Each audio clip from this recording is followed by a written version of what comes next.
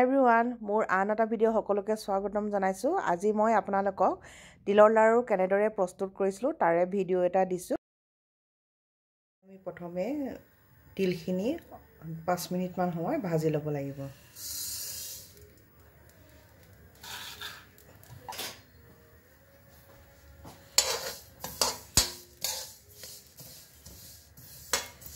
খুব বেছিকৈ ভাজিব নালাগে, অকণমান গোন্ধটো ওলোৱাকৈ আমি এইদৰে শুকান কেৰাহীত আমি ভাজি ল'ম।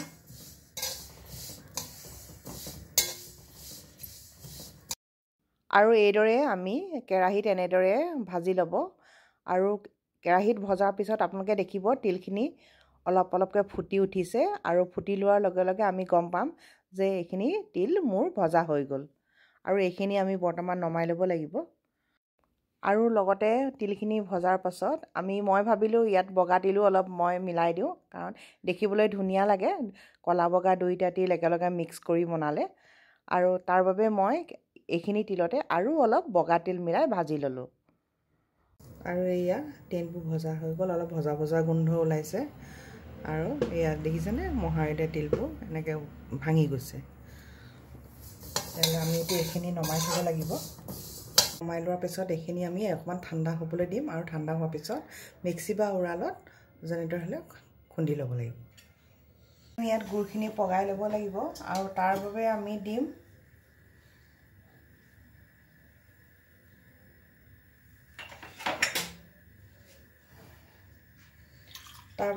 দিম ইয়াত পানী আধা কাপ,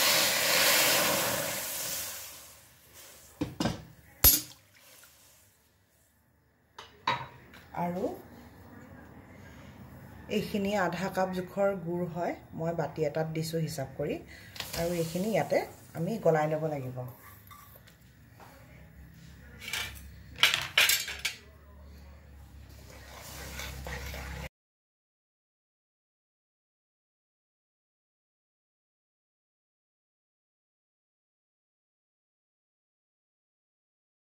বৰ্তমান এয়া গলি আহিছে, আৰু এনেকৈ ভাঙি দিব আপোনালোকে। খালি লৰাই থাকিব লাগিব, কাৰণ লৰাই নাথাকিলে কেৰাহীত লাগি যোৱা চান্স থাকে।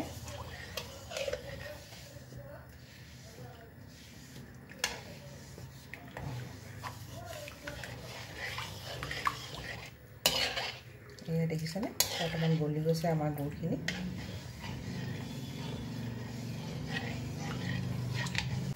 আৰু বৰ্তমান এয়া গুড়খিনি গলি আহিছে, আৰু এইখিনি ডাঠ হৈ আহিছে। আৰু ডাঠ হোৱাৰ লগে লগে আমি কমাই দিম।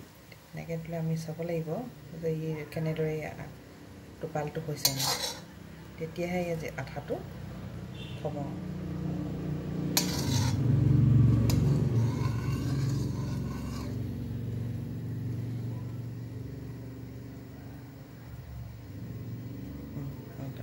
আঠা হৈছে বৰ্তমান।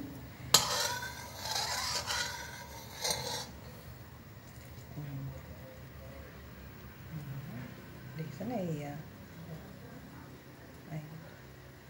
দেখিছেনে কেনেকৈ টোপালটো ডাঠ হৈ আহিছে।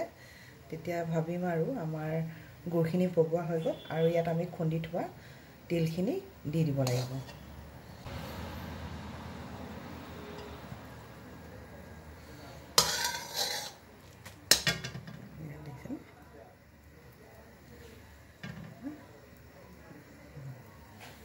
আমি এতিয়া গেছটো অফ কৰি দিম।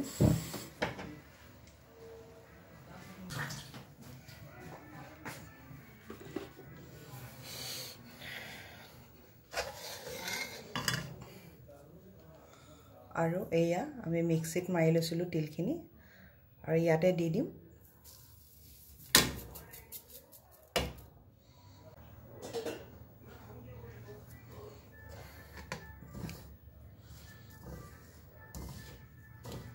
এনেদৰে আমি ইয়াক সানি ল'ব লাগিব, ইয়াতে সানি দিম। আৰু ইয়াক খুব সোনকালে আমি লাড়ু কৰিব লাগিব, নহ'লে গোট মাৰি যোৱাৰ চান্স থাকে। আৰু মাঘৰ বিহুৰ সময়ত এনেও বতৰটো বিশেষকৈ ঠাণ্ডা হৈ যায়, ঠাণ্ডাৰ কাৰণে সোনকালে গোট মাৰি যায়। আৰু আমি লাড়ুবোৰ কৰাৰ আগতে হাতত তেল বা ঘিউ অলপ সানি ল'ব। মই এই অন্নপূৰ্ণা ঘিউকে ব্যৱহাৰ কৰিছোঁ। আৰু এইদৰে মই হাতত তেল বা ঘিউ লৈ, নহ'লে বা আপোনালোকে বাতি এটাত পানীও ল'ব পাৰিব। আৰু এইদৰে অকণ অকণকৈ লৈ মই হাতত এইদৰে লাড়ু কৰি যাব ধৰিলোঁ। আৰু আপোনালোকে খুব গৰমে গৰমে তিলৰ লাড়ু প্ৰস্তুত নকৰিব, কাৰণ বেছি গৰমে গৰমে কৰিলে লাড়ুবোৰ বন্ধাত অকণমান দেৰি হয়। আৰু খুব আলফুলকৈ কৰিব লাগে, বৰ বেছি হেঁচিও নকৰিব। হেঁচি কৰিলে কি হয়, হাতত গোটেই তিলবোৰ লাগি ধৰে আৰু লাড়ু বনাওঁতে অলপ দিগদাৰ হয়।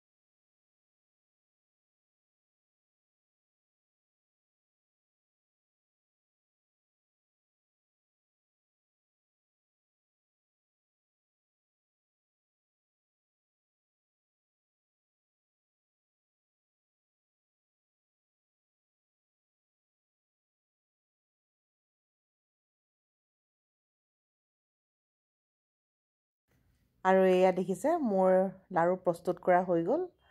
আৰু আপোনালোকে কেনেকুৱা দেখিলে মই তিলৰ লাড়ু বনোৱা। আৰু আপোনালোকে যদি মোৰ এই ৰেচিপিটো যদি ভাল পাইছে, তেনেহ'লে প্লিজ লাইক, শ্বেয়াৰ, কমেণ্ট আৰু ছাবস্ক্ৰাইব কৰিব।